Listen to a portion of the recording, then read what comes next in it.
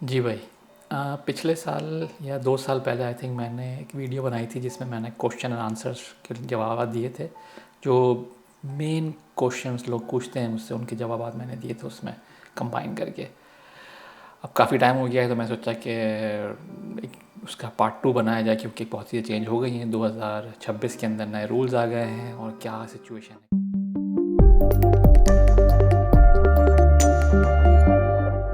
पहला सवाल जो काफ़ी लोगों ने मुझसे पूछा था और जिसकी इन्फॉर्मेशन कहीं मिलती भी नहीं है, बहुत ही कंफ्यूजिंग है, वो ये था कि यार डॉक्यूमेंट्स जो हम लेके जाते हैं एम्बेसी, वो ओरिजिनल लेके जाएं या कॉपी लेके जाएं। मतलब कॉपी से मतलब फ़ोटो कॉपी करा के लेके जाएं, या उसको हम लोग किस तरीके से हम लोग लेके जाएं ना। तो उसका जवाब सिंपल सा ये है भाई, जब आपको लेटर आता है ना एम्बेसी की तरफ से, तो उसके अंदर लिखा होता है कि भाई आपको कौन कौन से डॉक्यूमेंट्स जो हैं वो ओरिजिनल लेके आने हैं। तो उन्होंने वही डॉक्यूमेंट लिखे होते हैं जो उनको चाहिए होते हैं। मगर जो मैं रेकमेंड करता हूँ इसके अंदर लोगों को, वो ये कहता हूँ कि भाई ठीक है, वो डॉक्यूमेंट्स तो आप लेके जा ही रहे हैं ओरिजिनल, इसके अलावा एक सेपरेट फ़ाइल बना लें या फ़ोल्डर बना लें, जो भी बना लें, उसमें बाकी अपने जो है डॉक्यूमेंट्स जो है ना, आप वो कैरी कर लें, उसके साथ मिक्स ना करें। उससे आसानी ये होगी कि वो खामा खाई केस ऑफिसर ने मांगा आपसे और आपने सारे डॉक्यूमेंट्स दे दिए, वो भी सही नहीं है। तो सिर्फ आपको वो डॉक्यूमेंट दें जो डॉक्यूमेंट उन्होंने उसमें मांगे थे। कॉपी के साथ देना चाहे कॉपी के साथ दे दें, लेकिन ओरिजिनल वो मांगते हैं नॉर्मली, तो वो आपने कैरी करना है। तो ये मेक श्योर करें आप, और बाकी डॉक्यूमेंट आप जो हैं अपने साथ कैरी कर सकते हैं सेपरेट फ़ोल्डर में या फाइल में, जो भी आप कैरी करना चाहें, ताकि यू नेवर नो, अचानक वो कोई दिमाग में कुछ चीज़ आ जाए तो वो मांग लें आपसे, तो आपके पास वो पेपर मौजूद होना चाहिए। दूसरा सवाल जो काफ़ी लोगों ने मुझसे पूछा था एक और, वो ये था कि जब से इथोपिया से मूव हुई है इस्लामाबाद में एम्बेसी, वापस से काम करना शुरू किया है, तो जब से जो है लोग अपॉइंटमेंट लेने की कोशिश कर रहे हैं। मतलब उनके पास केस ऑफिसर ने बोल दिया भाई आप अपॉइंटमेंट लो विद इन पर्टिकुलर डेट। तो जो लेटर में लिखा होता है कि भाई आप 25 तारीख से पहले फॉर एग्जांपल अपॉइंटमेंट लें। लोग कंफ्यूज करते हैं, समझते हैं कि वो कह रहे हैं कि 25 तारीख से पहले आपको मतलब कि इंटरव्यू की डेट मिल जाए। ऐसा नहीं होता। असल में एक्चुअल में ये है कि जो केस ऑफिसर लिखता है वो ये कहता है कि 25 तारीख से पहले अपॉइंटमेंट लें। इसका मतलब ये होता है कि 25 तारीख से पहले आप एम्बेसी को कांटेक्ट कर लें, उनको ईमेल भेज दें कि आपको अपॉइंटमेंट चाहिए, क्योंकि केस ऑफिसर ने कहा है, और वहाँ से उनका काम ख़त्म हो जाता है। वो एक चीज़ एक्सेप्टेबल है, क्योंकि उनको ही पता है कि बहुत टाइम लग रहा है। जो सवाल एक्चुअल में ये था कि यार अब 6 महीने से ज़्यादा हो गए, 7 महीने से ज़्यादा हो गए अप्लाई किए हुए, मतलब मैंने ईमेल किए हुए, कोई जवाब नहीं आ रहा उनका एम्बेसी का, कि कैसे करें। तो हाँ, ये मुश्किल है, बहुत बड़ी मुश्किल है भाई इस वक्त के अपॉइंटमेंट नहीं मिल रहे, बहुत लंबे लंबे टाइम भी आ रहे हैं लोगों के पास, और कुछ लोगों को बहुत शॉर्ट टाइम में भी आया है। अब रीज़न इसका ये है कि उन लोगों ने जिनका शॉर्ट टाइम में आया है, जो मैंने पूछा, उनसे डिस्कस किया और बाकी लोगों से भी, तो सबका यही कहना था कि हमने इंटरव्यू इंग्लिश में दिया था, उर्दू में नहीं दिया था। क्योंकि उनको शायद, आई डोंट नो, मैं ऐसे गेस कर रहा हूँ, हो सकता है उनको उर्दू में जो ट्रांसलेटर अरेंज करने में टाइम लगता है, और बहुत सारे लोगों का प्रेशर है उर्दू में इंटरव्यू देने का, तो उनको इसलिए टाइम लगता है। लेकिन इंग्लिश में जो है वो खुद ले सकते हैं केस ऑफिसर जो होते हैं वहाँ पे, तो वो लोग प्रेफर करते हैं कि इंग्लिश में है तो हम जल्दी से कर लेंगे। तो ये एक चीज़ है कि अगर आपको रिकमेंड करूँगा मैं, या टिप दूँगा आपको, आप जब इंटरव्यू बुक कर रहे हैं, ईमेल कर रहे हैं, तो आप उस पर लिख दें कि मैं जो है इंग्लिश में भी इंटरव्यू देने के लिए राज़ी हूँ, और मैं आ सकता हूँ इंग्लिश में भी और शॉर्ट नोटिस पे भी, तो आप मुझे बुला सकते हैं। तो अगर इस तरह लिखेंगे तो चांसेस ही हैं कि आपके इंटरव्यू कॉल आपको जल्दी आ जाए, होपफुली। फिर एक और सवाल जो बहुत ही इसी से पिछले सवाल से रिलेटेड था, वो ये था कि यार उर्दू या हिंदी में हम इंटरव्यू दे सकते हैं। हाँ बिल्कुल दे सकते हैं हम इंटरव्यू, में कोई मसला नहीं है। आपको बताना होता है खाली अपनी उसमें, जब आप ईमेल करते हैं कि मैं सिर्फ उर्दू में ही दूंगा इंटरव्यू, तो वो आपके लिए फिर एक ट्रांसलेटर अरेंज करते हैं, ये उनका काम है, उनको करना पड़ेगा। फॉर एग्जांपल स्पेशली उन लोगों के लिए जो लोग भी जैसे स्पाउस वीज़ा पे आ रहे होते हैं, या डिफरेंट किस्म के वर्क वीज़ा पे, स्टूडेंट वीज़ा पे, तो वो बोलते हैं भाई इंग्लिश तो बोल लो थोड़ी सी तो इसलिए वो बाकी वीज़ा जितने भी हैं उन पे वो अरेंज कर लेते हैं आपके लिए उर्दू में ट्रांसलेटर जो होते हैं, तो वो मसला नहीं है आपको। फिर एक सवाल मेरे पास बहुत ज़्यादा आया है कि जो लोग अपने फैमिलीज़ को बुला रहे हैं, अपनी वाइफ को, बच्चों को बुला रहे हैं, तो वो लोग पूछते हैं कि यार जो मेरी वर्क परमिट की सैलरी जो है, जो अलग अलग जो क्राइटेरिया चेंज हो गया, जितनी ज़्यादा बढ़ गई है, तो क्या वो इनफ है बुलाने के लिए। तो यार जहाँ तक मुझे पता है कि 34,000 जो भी हमारी अब सैलरी हो गई 34,470 क्राउन जो नए रूल के हिसाब से, उसमें कोई प्रॉब्लम नहीं होना चाहिए आपकी फैमिली को बुलाने में। हाँ, प्रॉब्लम जब हो सकती है कि आपके बच्चे बहुत सारे हैं, और 4-5 बच्चे हैं, वाइफ है, फिर उसके आपके भी, कि आपका भी वो है, फिर आपका जो रेंट है फॉर एग्जांपल जहाँ आप रह रहे हैं वो ज़्यादा है, बहुत सारे क्राइटेरिया फिर आ जाते हैं बीच में ना। तो आपने ये करना है कि उसमें माइग्रेशन की वेबसाइट पर जाके देखना है कि पर बच्चे कितने पैसे होते हैं, स्पाउस के कितने पैसे होते हैं, और आपकी सैलरी कितनी है, और रेंट वगैरह कितना होना चाहिए, वो सब आप कैलकुलेट करें ताकि आप फिर सही डिसीजन ले सकें कि आपकी सैलरी जो है वो इनफ है कि नहीं है। तो ये बहुत इंपॉर्टेंट है, क्योंकि माइग्रेशन की वेबसाइट पे हमेशा अपडेट होती रहती है ये इन्फॉर्मेशन। तो अगर मैं अभी इन्फॉर्मेशन आपको दे दूंगा कि ये फॉर एग्जांपल इतने पैसे होते हैं, तो गलत हो जाएगा, क्योंकि वो अपडेट करते रहते हैं बेसिकली इन्फ्लेशन के लिहाज से। तो ये आपको जाके चेक करना पड़ेगा, बहुत ईजी है, आप चेक कर सकते हैं, कैलकुलेट कर सकते हैं, ठीक है ना। फिर अगला एक और सवाल था मेरे पास, वो ये था कि जो लोग इंटरव्यू दे के आते हैं तो उसके बाद कितना टाइम लगेगा, मतलब उसके बाद कितना जो है वेटिंग टाइम है। और काफ़ी लोग बहुत ही फ्रस्ट्रेटेड हो गए हैं कि भाई क्या है यार, मैंने इंटरव्यू दिया, मुझे 4 महीने हो गए, क्या हो रहा है ये। तो बेसिकली हुआ ये है कि स्वीडिश गवर्नमेंट ने एक स्किल वर्कर की लिस्ट बनाई है, ठीक है, उसमें काफ़ी लिस्ट है, जाकर चेक कर सकते हैं वो भी। तो उसमें आईटी वगैरह, डॉक्टर, आईटी, नर्सेज, ये वो सब काफ़ी लोग इसमें उसमें कैटेगरी में आते हैं। अगर आप उन स्किल वर्कर की लिस्ट में आते हैं तो आपके केस को वो लोग 30 डेज़ के अंदर जो है कंप्लीट करने का उन्होंने बोला है, कंप्लीट करेंगे वो लोग, इंटरव्यू हो जो भी हो वो करके फारिग करेंगे उसको। अनस्किल्ड वर्कर उसके अंदर चला जाता, उसके 18 महीने का टाइम है। 75% केसेज जो हैं 18 महीने ले रहे हैं, और 25% जो है बाकी वो जो हैं 36 मंथ्स तक भी जा रहे हैं। तो वो काफ़ी इतना कोई ख़ास प्रेफरेंस नहीं जा रही, जैसे मतलब कि नॉन स्किल वर्कर भी उनको कह सकता हूँ, जैसे कि रेस्टोरेंट में काम करने वाले आ रहे हैं, या सफाई का काम करने वाले देख रहे हैं, या कोई दूसरे काम जो भी आते हैं, तो वो उसके अंदर तो उनके केसेस में बहुत लंबा जो है ना 36 मंथ यानी कि 3 साल तक आपको वेट करना पड़ सकता है। लेकिन आपकी जो जो आप पे लाजिम है, मैं ये बोलता हूँ कि वो ये है कि जब आप एप्लीकेशन जमा कर रहे हैं, जो भी आप एप्लीकेशन जमा करा रहे हैं, जो डॉक्यूमेंट्स आप दे रहे हैं, वो इतने क्लियर और परफेक्ट होने चाहिए कि आपकी वजह से केस में कोई डिले ना आए। ये उनका अपना प्रोसेसिंग टाइम है, उसमें मसला नहीं है, लेकिन आपकी तरफ से कुछ नहीं आना चाहिए। तो ये बहुत इंपॉर्टेंट है, सारे डॉक्यूमेंट्स जमा करते हैं हम, और जब आप सारी चीज़ें लेके जाते हैं, एम्बेसी दिखाते हैं और सब करते हैं, तो हर चीज़ बिल्कुल परफेक्ट होनी चाहिए, कोई ज़ीरो एरर होना चाहिए उसके अंदर। फिर एक सवाल मेरे पास आया था, भाई इस तरह के सवाल बहुत आते हैं टाइम वाले, टाइम पीरियड वाले ना, कि टाइम कितना हो गया, ये हो गया, इस तरह के ना। तो एक सवाल था किसी का कि उन्होंने कहा था कि मुझे 28 महीने हो चुके हैं और अभी तक कोई जवाब नहीं आया मुझे ना।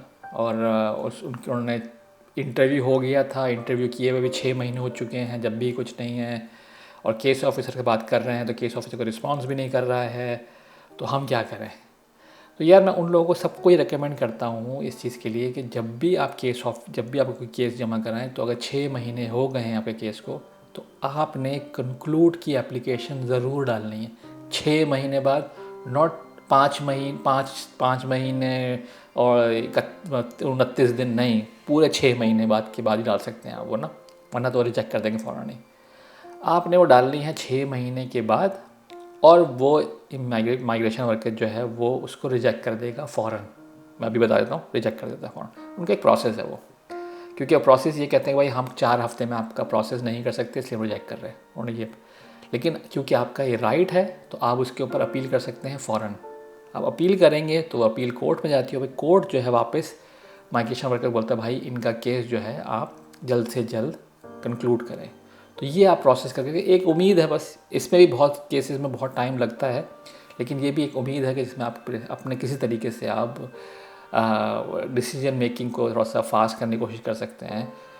और ये भी नहीं होता तो आप कोशिश करें केस ऑफिसर से बात करें, केस ऑफिसर बात नहीं सुनता तो आप उस केस ऑफिसर के टीम लीड को कांटेक्ट कर सकते हैं, उसकी इन्फॉर्मेशन आप फ़ोन करके ले सकते हैं विदाउट एनी प्रॉब्लम। तो ये कुछ टिप्स हैं जो आप कर सकते हैं। और टीम लीड को भी आप ये बोल सकते हैं भाई मेरा केस है, इतने टाइम से रखा हुआ है और मेरा केस ऑफिसर जब जवाब नहीं दे रहा है मुझे, तो प्लीज़ आप इस पे देखिए, अगर वो मेरा केस ऑफिसर नहीं है अवेलेबल तो क्या आप किसी और को केस दे सकते हैं मेरा, तो प्लीज़ बड़ी मेहरबानी होगी। इस तरह करके आप पोलाइटली आप बात कर सकते हैं और वो सुनते हैं। कभी कभी जो होता है वो सुन भी लेते हो, आपका केस में फ़ायदा भी हुआ है लोगों को, ऐसा नहीं किसी को फ़ायदा हुआ है इसमें। तो मेक श्योर ये स्टेप्स है कुछ जो आप ले सकते हैं अपने केस के अंदर डिसीजन को थोड़ा सा जल्दी करने में, या मतलब उसको केस ऑफिसर को भी चैलेंज कर सकते हैं एक तरीके से डिसीजन के अंदर ना, कि हाँ भाई आप डिसीजन जल्दी ले लें किसी तरीके से वो। तो ये चीज़ थी। हाँ, फिर एक सवाल आता है मेरे पास बहुत ज़्यादा, जो लोग वर्क परमिट अप्लाई कर रहे हैं, जो लोग work job search visa apply कर रहे हैं, स्टूडेंट वीज़ा अप्लाई कर रहे हैं, तो उनका सवाल ये आता है कि यार क्या मतलब है कि इंटरव्यू होता ही होता है सबका? क्या सबका ये इंटरव्यू होगा कि जिन्होंने अप्लाई किया है वीज़े के सबका? नहीं, ऐसा नहीं है। कुछ केसेस में होता है। पहले तो बिल्कुल भी इंटरव्यू नहीं होते थे, अब जो इन्होंने ज़्यादा इंटरव्यू लेना शुरू कर दिए हैं वर्क परमिट के अंदर भी, स्टूडेंट में भी, और स्पाउस में तो खैर लेते थे पहले भी। तो भी आपके इंटरव्यूज़ ले रहे हैं तो बस का मतलब ये नहीं है कि सबके इंटरव्यू होते हैं, किसी किसी के इंटरव्यू होते हैं। कोई इनका एवरेज होगा, कोई इनका रैंडम वो होता होगा इसके थ्रू, या डॉक्यूमेंट्स देखते हैं आपके, उसके बाद डिसाइड करते हैं कि इसका इंटरव्यू लेना चाहिए नहीं लेना चाहिए।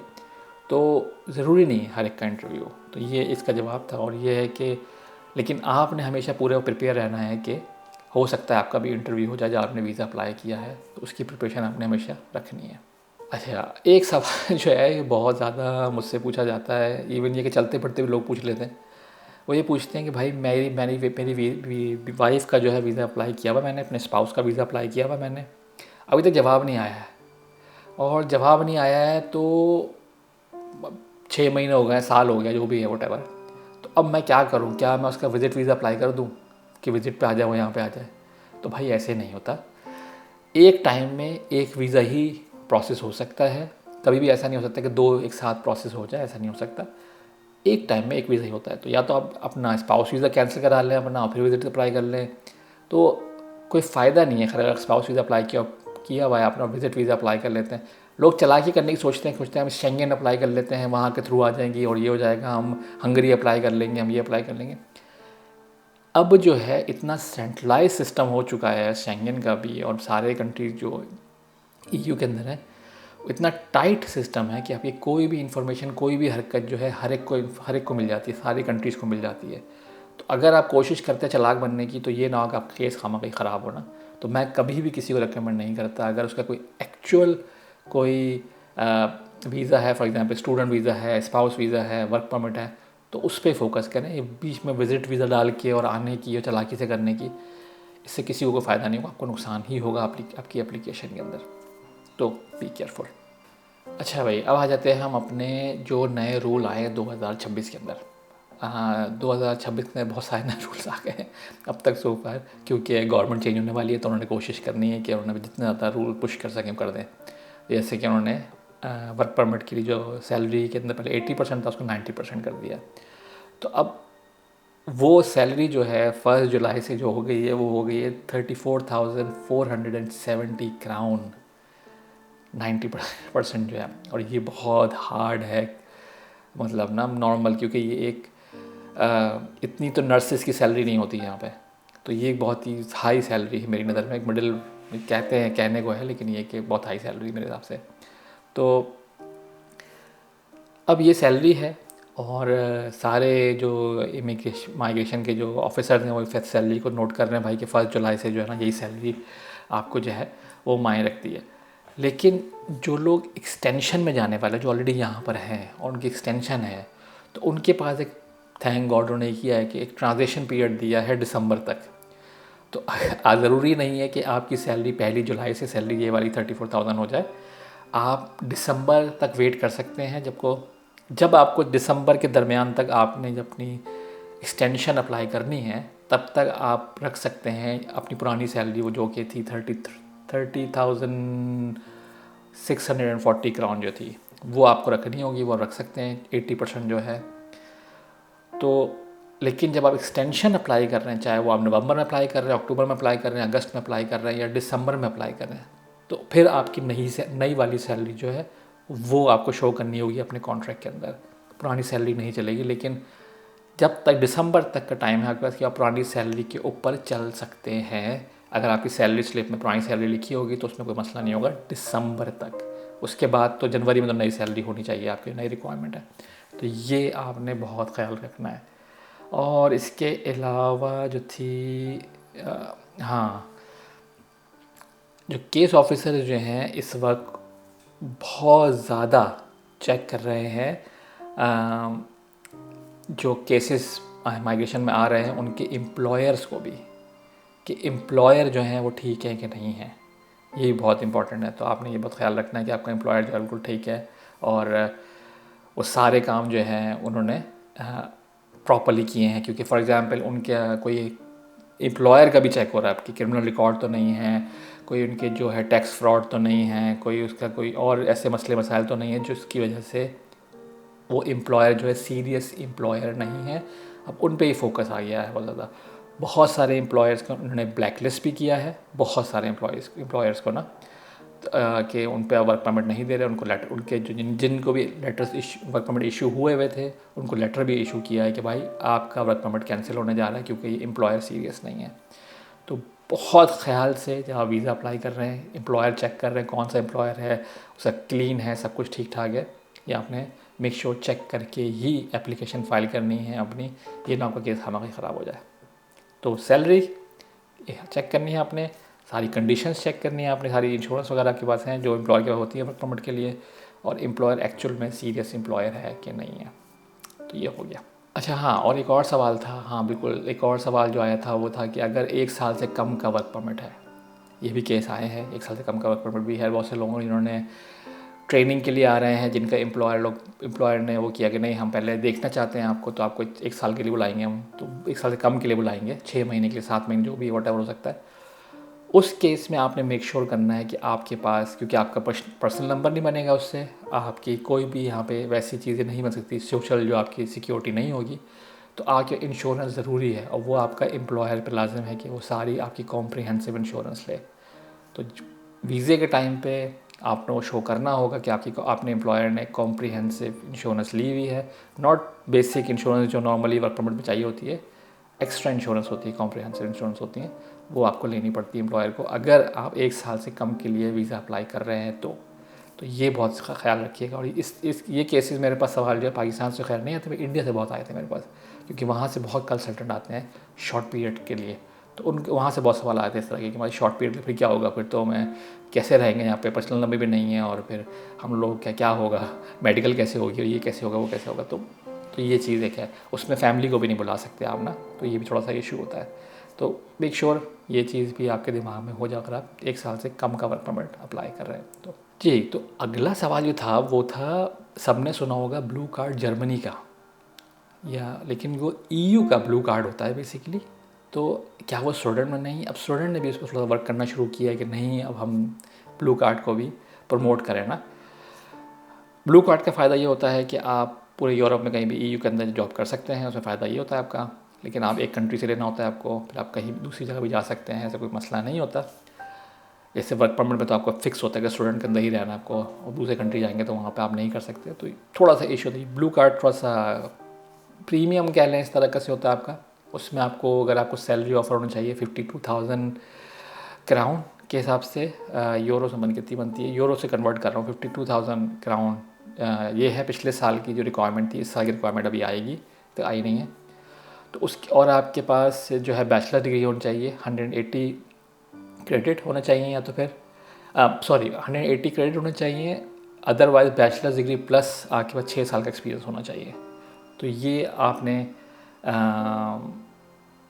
एग्जैक्टली तो ये आपने जो है ना अपने दिमाग में रखना है कि ये बेसिक रिक्वायरमेंट होती है। और फिर आपका कॉन्ट्रैक्ट हो वो 6 महीने से कम का कॉन्ट्रैक्ट नहीं हो सकता जिस पे आप जॉब के लिए आ रहे हैं यहाँ पे, जिस वो जॉब पे आप अप्लाई करेंगे। तो ये आप जब अप्लाई करते हैं ब्लू कार्ड तो EU के उसके थ्रू अप्लाई करना होता है आपको। और फ़ायदा ये होता है कि सारे वीज़े जो है ना आपको 2-2 साल के मिलते हैं, 2 साल 2 साल 2 साल 2 साल। EU का ब्लू कार्ड जो है ना वो 4 साल का मिलता है आपको, ये फ़ायदा है उसके अंदर। तो आपको थोड़ा सा फ्रीडम ज़्यादा होता है कि आप जॉब चेंज कर सकते हैं, बहुत सारी चीज़ें फैक्टर आते हैं उसमें। अगर किसी को कोई इंटरेस्ट तो बताएं तो मैं इसमें भी वीडियो बना सकता हूँ। तो आपने मेक श्योर करना है कि अगर आपके पास इतनी हाई सैलरी पे अगर आप आ रहे हैं तो कोशिश करें कि आप ब्लू कार्ड की तरफ चले जाएँ इंस्टेड ऑफ वर्क परमिट की। थोड़ा सा फ्रीडम ज़्यादा हो जाता है, टाइम पीरियड ज़्यादा मिलेगा, 4 साल मिलेगा आपको। और आप अगर सिटीजनशिप और बाकी चीज़ें तो वो भी, ये टाइम आपका काउंट होता है उन सब चीज़ों के अंदर, तो वो उसमें कोई फ़र्क नहीं पड़ेगा आपका। तो बस ये एक चीज़ थी जो मेरी नज़र से गुजरी, तो मैंने कहा कि स्टूडेंट भी अब काफ़ी इन चीज़ों पे काम कर रहा है अपना, यानी सीरियसली देख रहा है ब्लू कार्ड को भी ना। तो हाँ, बस ये था। ये था मेरा आखिरी सवाल, और जो मेरे दिमाग में सोचा हुआ था मैंने कि किस तरीके के सवाल पूछे थे लोगों ने मुझसे। कुछ मेरी चेकलिस्ट थी, मैं ज़रा देख लूँ जल्दी से चेकलिस्ट मेरी क्या थी। हाँ, एक तो ये थी कि भाई पहली चीज़ ये कि आपने सैलरी चेक करनी है अपनी वर्क परमिट के लिए, 34,470 जो है वो आपके पास होनी चाहिए। दूसरी चीज़, सवाल जो हमने डिस्कस किया हुआ एम्प्लॉयर की वेरिफिकेशन है, जिस एम्प्लॉयर सही है कि नहीं है, क्रिमिनल रिकॉर्ड तो नहीं है उसका, उसका टैक्स सही जा रहा है, सब कुछ सही जा रहा है, ये आपको मेक श्योर करना है कि ये चीज़ सही होनी चाहिए। और आपके डॉक्यूमेंट्स वगैरह जब आप इंटरव्यू के लिए जाते हैं वो ओरिजिनल लेके जाने हैं, लेटर में लिखे होते हैं कौन से लेके जाने हैं, वही लेके जाएं। एक्स्ट्रा डॉक्यूमेंट दूसरी फाइल में लेके जाएं, इम्पॉर्टेंट ये भी है। और इंटरव्यू के टाइम आप चूज़ कर सकते हैं, कोशिश करें इंग्लिश में दे लें तो जल्दी आपका इंटरव्यू हो जाएगा। जो मैंने नोट किया है वो ये हो रहा है, तो ये आप फॉलो कर सकते हैं, टिप है ये आपके लिए, टिप्स है आपके लिए। और जो शॉर्ट वर्क परमिट वाले जो हैं उनके लिए इंश्योरेंस की रिक्वायरमेंट है, वो हमने बता दी हमने। और मेक श्योर आपकी एप्लीकेशन में गलती नहीं होनी चाहिए, कोई आपकी तरफ से गलती नहीं, जो आपकी तरफ फॉल्ट नहीं होना चाहिए जब आप एप्लीकेशन जमा कराएं, कोई मिस्टेक नहीं होनी चाहिए, नाम की मिस्टेक, डेट ऑफ बर्थ की मिस्टेक या कोई और ऐसी चीज़ जो छोटी सी मिस्टेक की वजह से केस आपका फंसा हुआ है, ये मेक श्योर आपने करना है। और एक चीज़, सबसे इम्पॉर्टेंट चीज़ ये है कि अगर आपकी इंटरव्यू कॉल आ गई है, इंटरव्यू कॉल, तो आप किसी के साथ बैठ के उसकी प्रैक्टिस कर लें सवालात की, क्या क्या सवाल पूछेंगे। स्पेशली जो स्पाउस वीज़ा पे आते हैं उनके लिए थोड़ा सा डिफ़िकल्ट होता है, तो आप बैठ के ऑनलाइन जाएं, गूगल करें, आपको मिल जाएंगे क्वेश्चन, मिल जाएंगे, आप बैठ के वो रिपीटेडली जो है ना उनको ट्रेनिंग कर लें आपकी, ताकि आपको कंफर्म हो जाएगा कोई चीज़ मिस नहीं कर रहे आप और सही जवाब दे रहे हैं आप, ठीक है ना। कि लोग मिस कर जाते हैं, बहुत ही क्लमजी मिस्टेक होती हैं बहुत दफ़ा, तो वो ना हो आपसे ना, तो ये आप चीज़ एक कर लें। तो ये था आज का वीडियो। और जैसे मैंने सोचा था कि मैं आपके थोड़े से क्वेश्चंस के जवाब दे दूँगा जो मेरे पास काफ़ी लोगों ने भेजे थे, उनको मैंने कंपाइल करके मैं उसको जवाब दूँ जो कि सबका फ़ायदा हो जाए इससे। उम्मीद करता हूँ कि आप लोग को थोड़ा यूज़फुल लगे होंगे। और बेसिकली ये जवाबात जो सवाल जो मैंने दिए हैं ये आपका दिमाग खोलने के लिए दिए हैं, आपके दिमाग में और भी सवाल हो सकते हैं, तो आप बिल्कुल पूछें मुझसे, कमेंट से पूछें, ईमेल करके पूछें, जैसे आप लोग पूछते हैं नॉर्मली, और मैं उनके जवाब ज़रूर दूंगा। और अगर मुझसे कोई मिस्टेक हुई है, अगर मुझसे कोई चीज़ मैंने गलत बताई है तो आप प्लीज़ मुझे करेक्ट कर सकते हैं एज़ ऑलवेज़। और इंशाल्लाह नेक्स्ट वीडियो में मुलाकात होगी दोबारा से। अपना बहुत ख्याल रखिएगा, दुआओं में याद रखिएगा। अल्लाह हाफ़िज़।